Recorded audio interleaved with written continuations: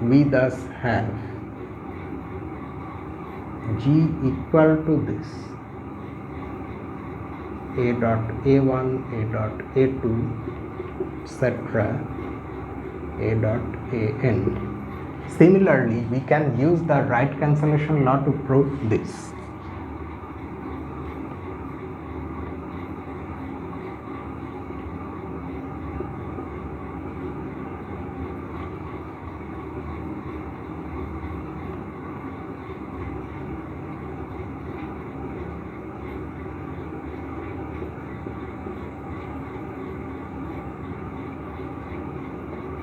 We can show that G is also equal to this A1 dot A, A2 dot A, AN dot A.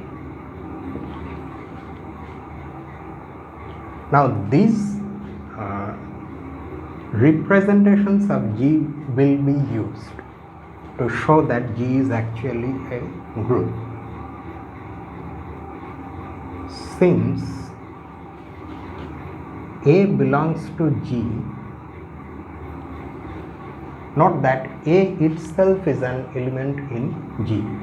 So A will appear here somewhere. A is equal to A dot AI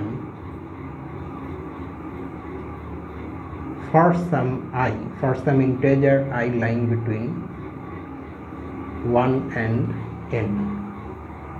Okay, there will be some element here in this list which will be equal to A itself.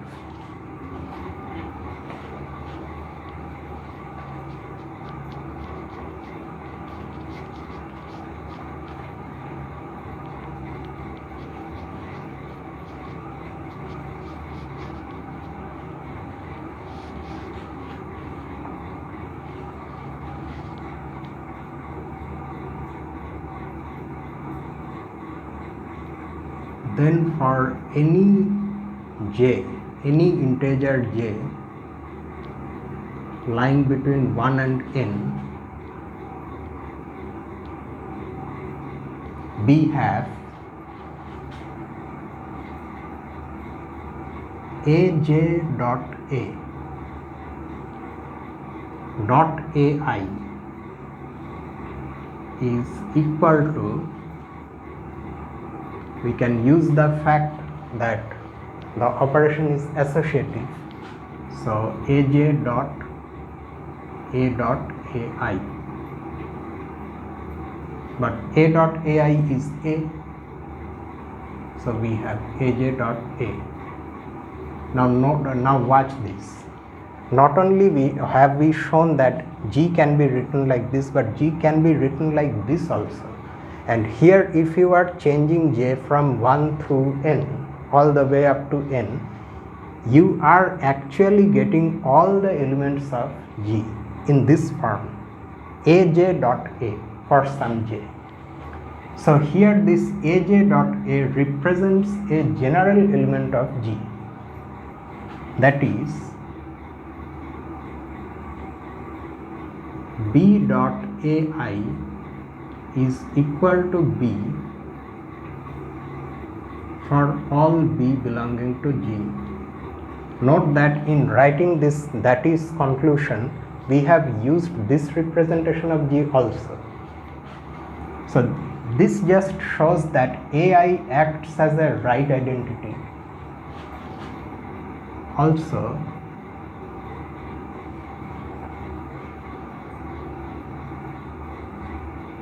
AI acts as a right identity, right?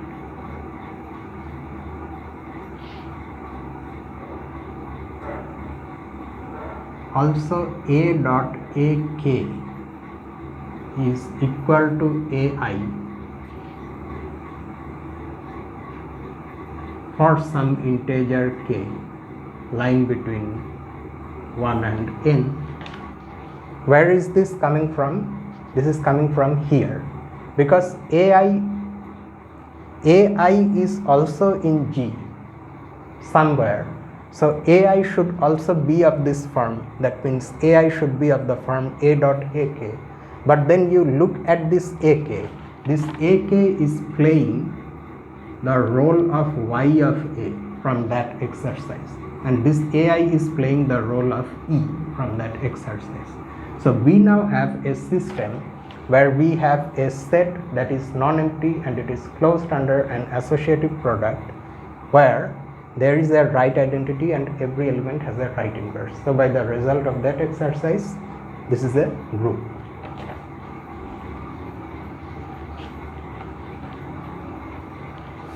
That exercise I am saying, I have already forgotten what that exercise is. 12. Hence by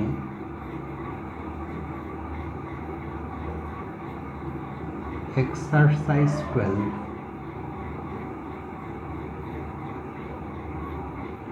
G is a group under the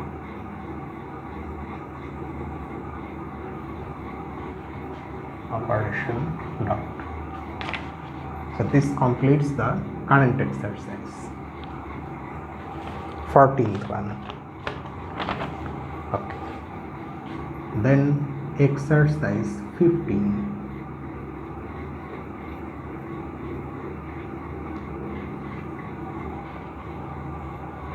Using, okay, this has immediately right off the bat there are two subdivisions. Using the result of exercise 14,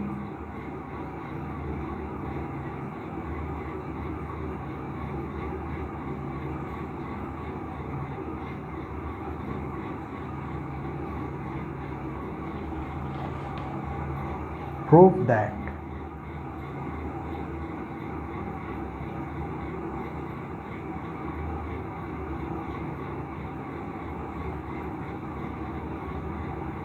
the non-zero integers modulo p, where p is a prime number,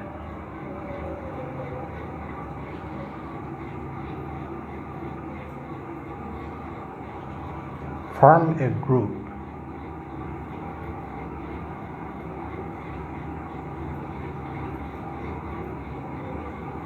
under multiplication mod p. Okay, so this is the first part, and then in the second part, in place of p we have a general positive integer n, but of course the set that we will be considering is slightly different.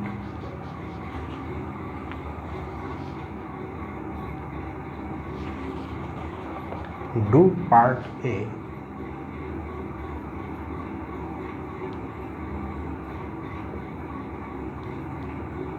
For the non-zero integers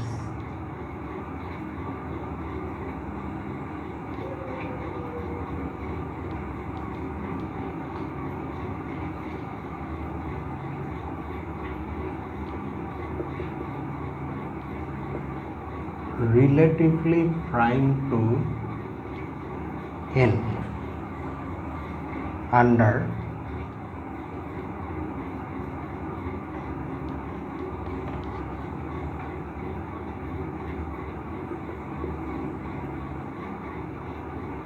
multiplication mod n. Okay, now this exercise needs some explanation. You see, we have already come across the set JP. The elements of JP are what? They are congruence classes modulo P.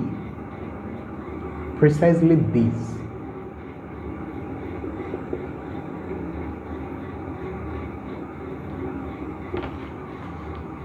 Where this is the congruence class consisting of all integers that look like this, pk plus I, where k is any integer. These are precisely the integers that turn out to be congruent to I modulo p. Okay, so we have already seen that instead of calling these congruence classes modulo p, we sometimes also call them integers modulo p, which creates the confusion that some people may think that they are ordinary integers. In fact, in some texts, instead of writing symbols like this, people just simply write this. That creates more confusion because these are just symbols for ordinary integers, and we are also saying integers mod p. It makes us think that these are actually integers. These are not integers, these are sets of integers. Okay, modulo p, under that equivalence relation, the elements in a single congruence class are considered to be equivalent. They are not actually equal, and that's why sometimes we remove the bracket and write 0. In this context, 0 is not different from p. 0 is actually equal to p in the sense of modulo p. Just like that, 0 is also equal to minus p, 2p, etc. All those integers that are divisible by p are considered to be the same. And that's why instead of taking a single integer, we have taken the collection of all of them and we are treating them as a single entity. Anyway, so now in the first part, what we have been told, we have been asked to prove that the non-zero integers mod p. That means if you remove this one, the rest of them form a group under multiplication modulo p, which we already know what multiplication modulo p is. If you have two congruence classes mod p, then their product is just this.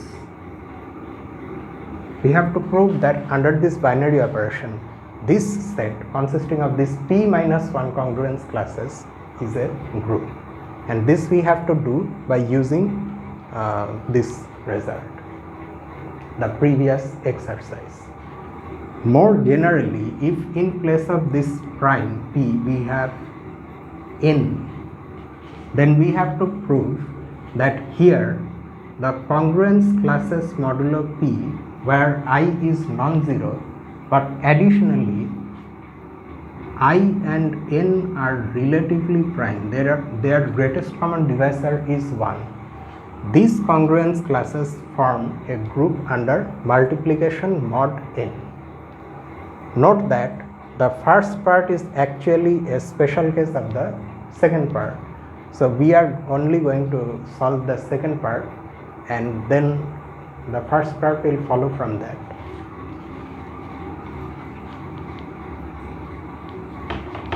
In fact, we are going to start the solution like that.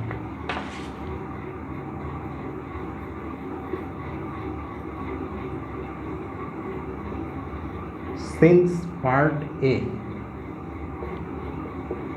is a special case of part B,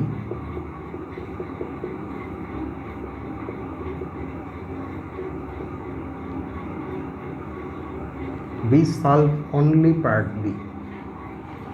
Okay, so let us first of all specify the set. Let G be, or I can write here also, I have enough space.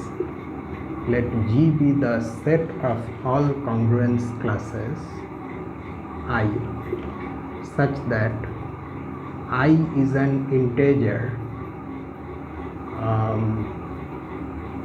I is not equal to 0 and the greatest common divisor of I and n is 1, that is I and n are relatively prime, where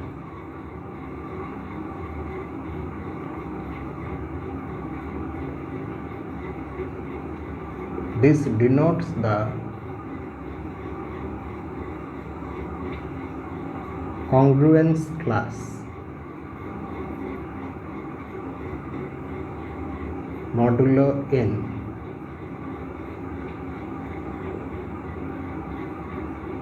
containing I, namely that class which contains the integer I.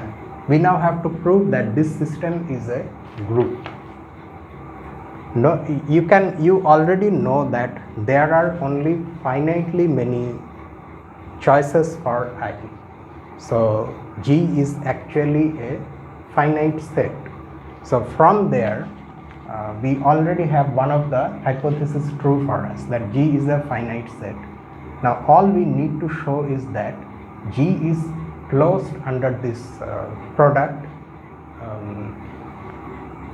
multiplication mod n, and multiplication mod n is associative. That part we need not show, because multiplication mod n is associative, we already know that. But then we have to show that the two cancellation laws are true. Then by this exercise 14, it will prove that the system is actually a group. Okay, so let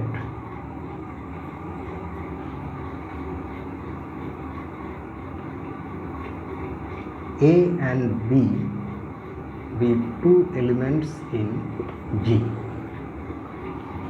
Okay, then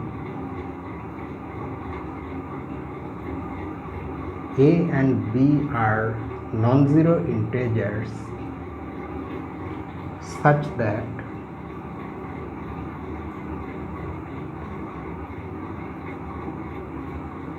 both of them are relatively prime to n.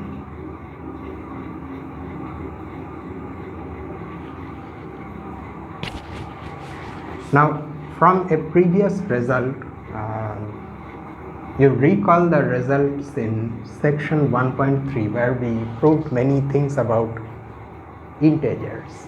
There we proved that the GCD of two integers can be written as a linear combination of them, where the coefficients themselves are integers. So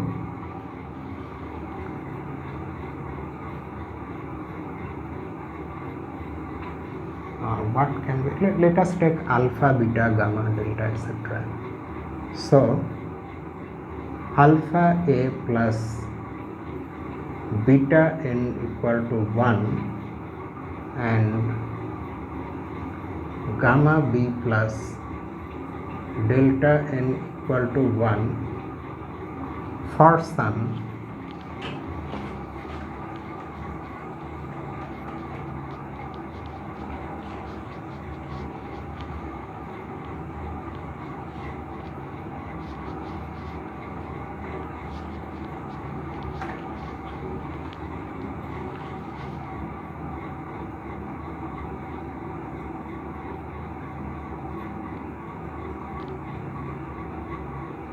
integers alpha, beta, gamma and delta. Then now if we multiply these two equations, what do we get? Then 1 is equal to alpha A plus beta B times, oh what am I writing, beta n, gamma b plus delta n. So if we multiply them out, we will get alpha gamma a b plus alpha delta a n plus beta gamma b n plus beta delta n square. Now this can be written as alpha gamma AB plus alpha delta A plus beta gamma B plus beta delta n times n. Now look at this equation. We have written 1 as a linear combination of AB and n, where these coefficients, one of them is alpha gamma, the other is this thing, both of them are integers. So again, from the properties of that section 1.3 where we prove properties of integers, the greatest common divisor of AB and n is also 1. This implies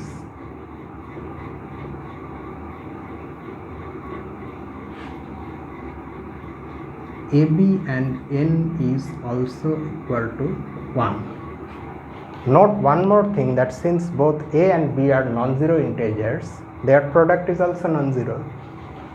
Hence, if we multiply these two congruence classes, what shall we get? We will get this. Now if you look at AB, AB is an integer, AB is non-zero, and AB is relatively prime to n. So according to the definition of G, this belongs to G. Thus G is closed under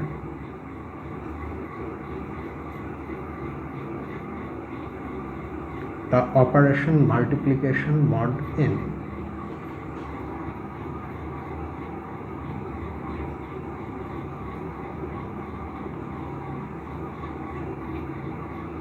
Multiplication modulo n is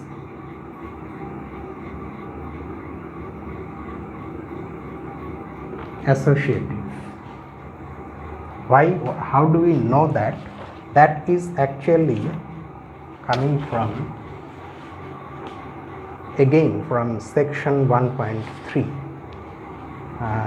There was an exercise where we have actually proved this. See exercise 12.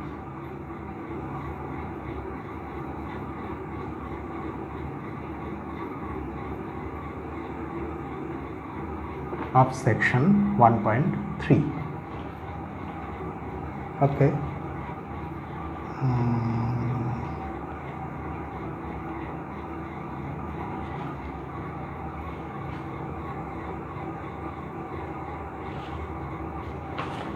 Let me just see one thing. Have I? Yeah, no, it's okay. So now our G is closed under the given operation and the operation is associative. So next we have to prove that the cancellation laws are true. Let A, B and C be three elements in G such that AB is equal to AC. We have to prove that congruence class B is equal to class C. This implies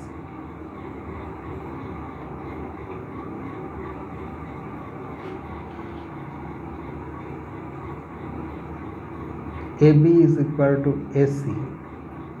That is, when do we have two congruence classes to be equal? When their representatives are themselves congruent to each other modulo n. AB is congruent to AC mod n.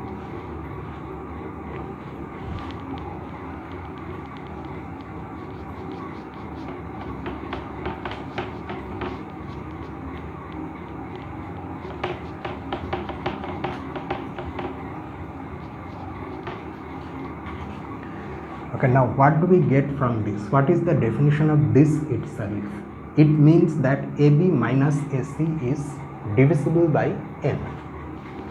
This implies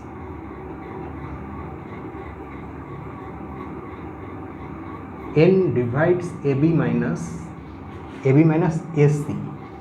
That means A times B minus C. Now we know that A and N are relatively prime because A belongs to G, so the integer A should be relatively prime to N. Since A and N are relatively prime, now you recall a property of integers. An integer divides a product of two integers, with one of which it's relatively prime, so it has to divide the other. In fact, we haven't actually referred to any result. We have proved it. If you go to section 1.3, you will get all these properties. So since this is equal to 1, n divides B minus C. This in turn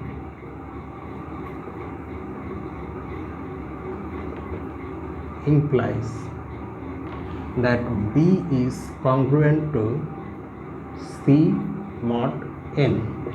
This is literally the definition of this. This happens, this is said to happen when this happens.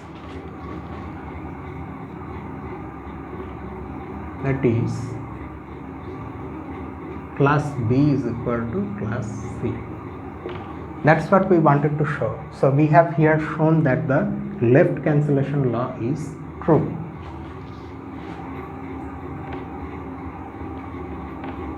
Thus,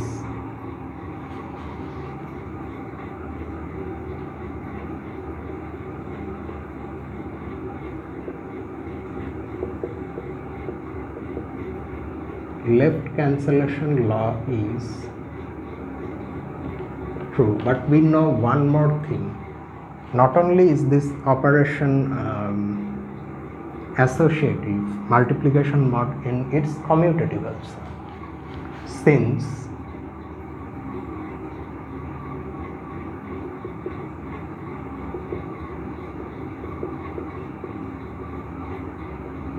mod n is also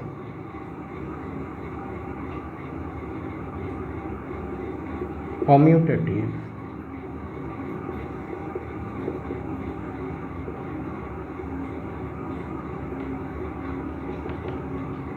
the right cancellation law is true as well.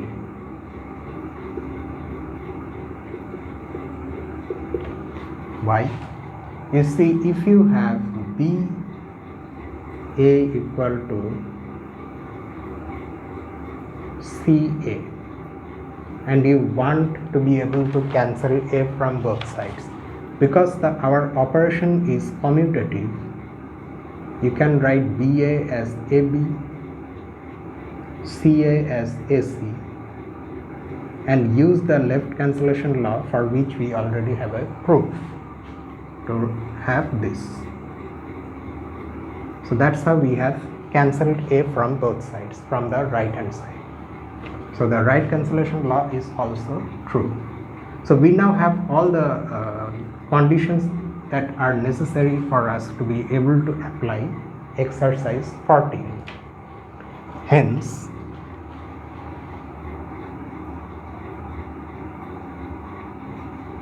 by the result of exercise 14,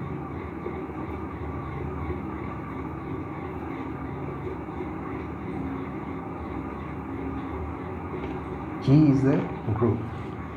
Now, in the actual solution, we have not mentioned that G is a finite set.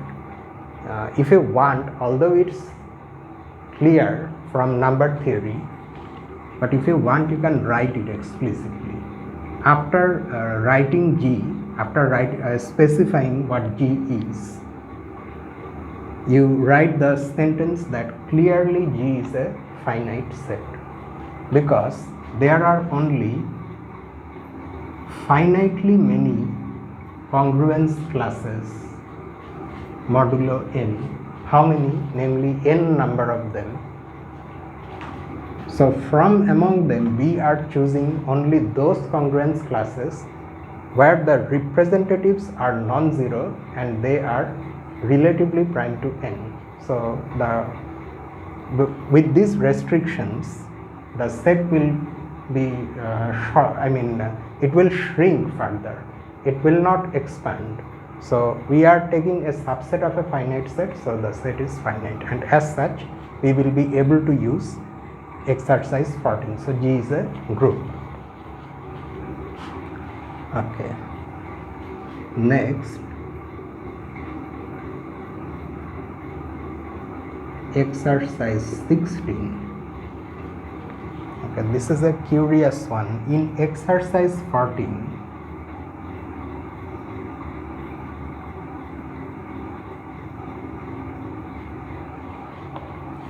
show by an example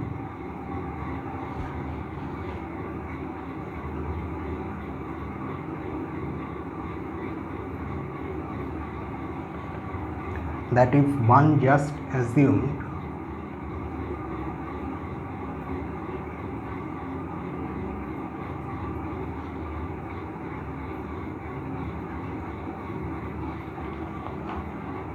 one of the cancellation laws,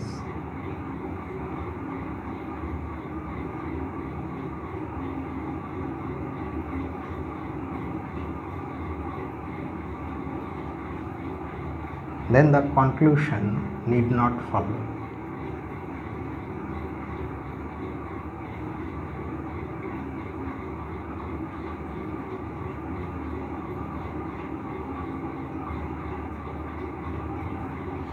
Okay, in this exercise we have a finite set where there is a product under which the set is closed and the product is associative, but now we have only one of the cancellation laws, either the left one or the right one.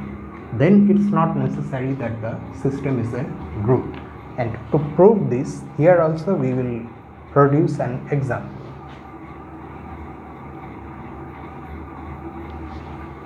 So the example goes like this. Consider the two-element set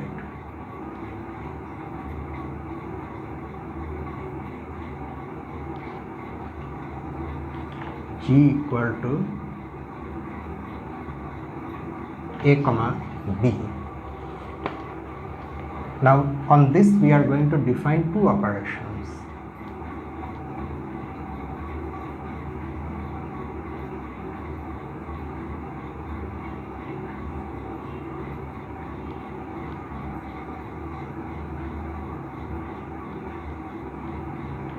Dot and star on G as follows.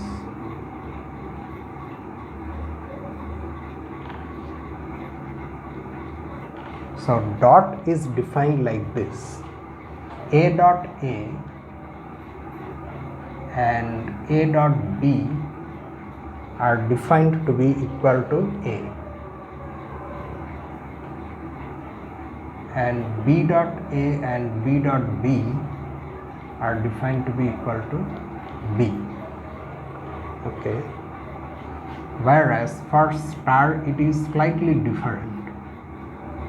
A dot A star A and B star A are defined to be equal to A, and A star B and B star B are defined to be equal to B.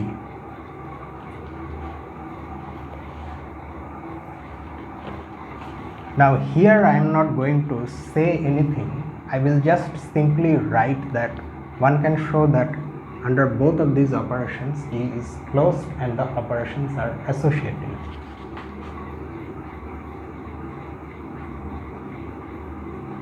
I leave it to you to verify that that is the case. One can verify that G is closed under both the operations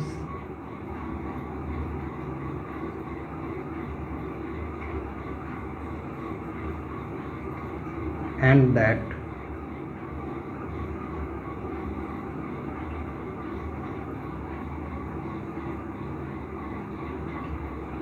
both the operations are associative.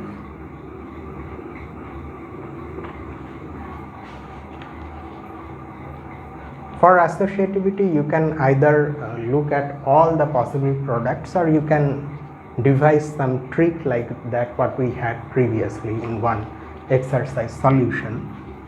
So that part I leave to you. However, now we look at the cancellation loss.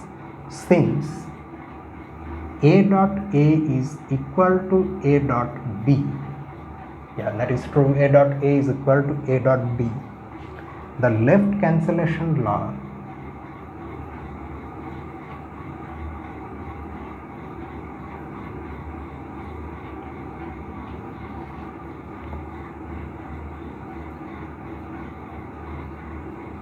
does not hold for the operation dot. Okay, because we cannot we are not able to cancel A from both sides. That will give us A equal to B, which is not the case. It's a two element set, which means that A and B are different. However,